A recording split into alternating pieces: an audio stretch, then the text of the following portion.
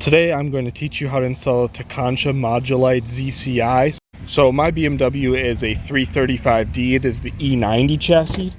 It should work with any other e90, so a 335i of the generations like 2004 to 2011 or 12.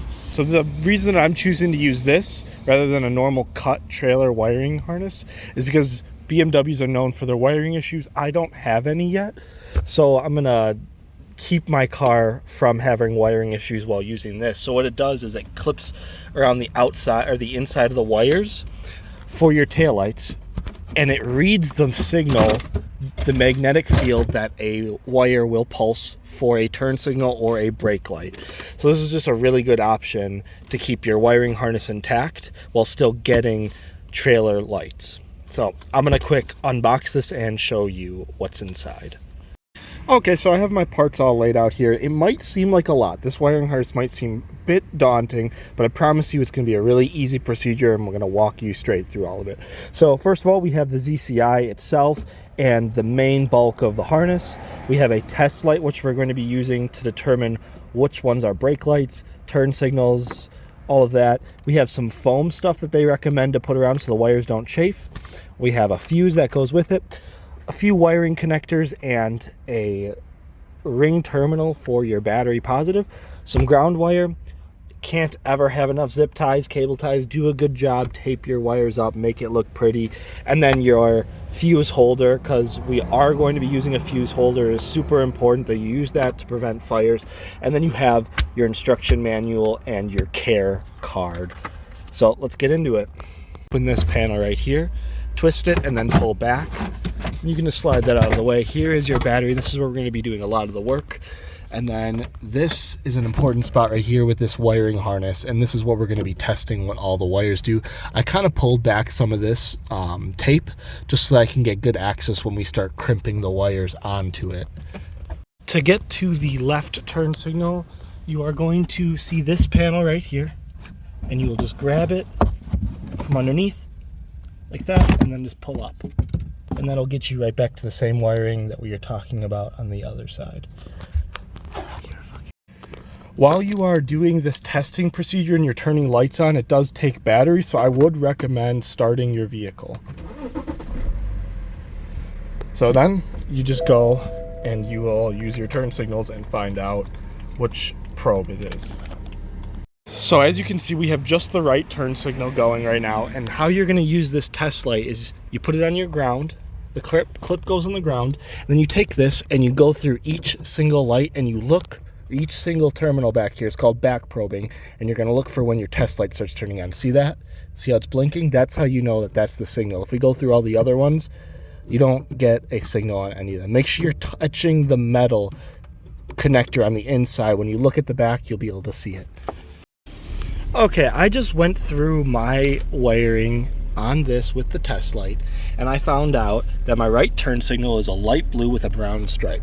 So if you look, it's the second wire down. It is this wire right here, light blue with a brown stripe. That's when the right turn signal turns on. This one flashes. No other flashes. The two middle ones are turned on, but they do not flash. On this side, when I turn the left turn signal on, this second wire, it is a light blue with a green stripe. That one flashes, and no other one flashes, so I know that. When I press on the brake, this gray with yellow stripe turns on. And it's a different color wire. This one is gray with a blue stripe. I'm going to use this one because a lot of the wiring is going to be on this side, and only my left turn signal is going to be on that side. So I will use this bottom one. The two middle ones are always on, so I'm going to use one of those as a brake light. But because I know that the right signal, the left signal, and the stop are on different circuits, if you look at the input sensor determination, I know that there are 3 wires controlling the brake, the left turn, and the right turn. So I'm going to use all the wires, and the brown wire is going to go, which is considered a tail. See right here, it says tail. This one is going to go on, I haven't decided, but one of these two middle wires that are constantly on the whole time. Here we are. This is my first wire. See how this latches? You put the wire between it, you flip the switch, and then you close the lid. And then one thing I want you to make sure is that the arrow is pointing towards the taillight. That is an important part of this step.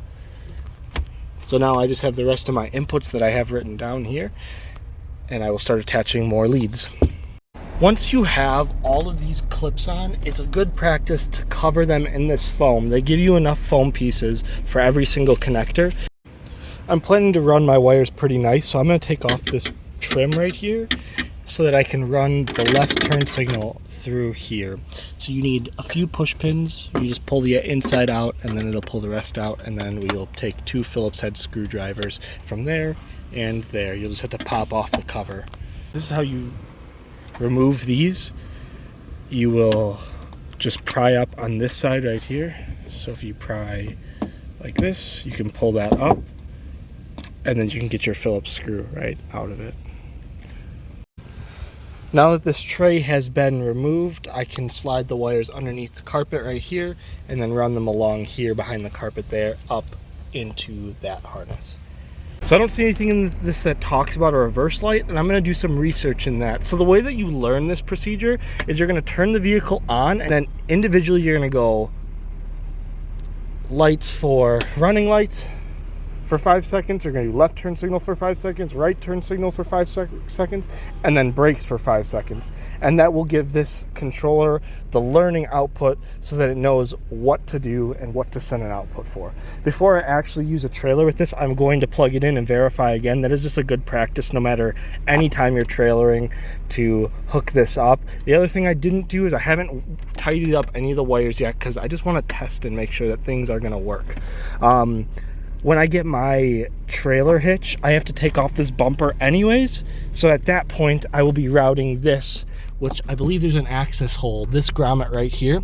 I think that's what I'm going to use, and I will use that access hole to get the cables all the way down to my hitch. Because you don't want to stick this through your trunk seal. It just looks bad, and there's no point in it when you can run it nicely. But yeah, I use my crimping tool to crimp the positive and the fuse holder together, and then I use the shrink tubing that they give, and then you just use a heat gun or a lighter to shrink it so that it's watertight. And then I just gotta clean up the wires, and it looks like I am done. I still gotta find out where I want to mount this, so I thought I'd give you one last look on the wiring that I finished up. I have this cable to the positive, which then goes into a little sticker panel that just says that this is equipped with a towing harness, and then I have all my wiring harnesses right up in here. It's not the prettiest, but at least it's tucked away. The wiring is zip tied up, and it's out of the way. And then I just tucked the trailer harness right here for now because I'm not ready to install my hitch. But once I get to that point, I will route it down through the bumper like I was talking about earlier. And then all I do is I just put this panel back in, and it's like it never even happened. Still got to clean out my tools here, but yeah, equipped with a trailer harness. Super easy. This is an amazing kit, an amazing product. I didn't even learn about it till the guy that's selling me the hitch told me. He was like, hey, you should get this. I only recommend it, especially for BMWs, because they have wiring issues if you start cutting them and splicing. So he said, just save yourself the headache and buy this kit right here, and it'll save you so much headache down the road. Thanks for watching this. Hopefully everything went well for you. If you have any questions, just feel free to ask and I will answer them for you.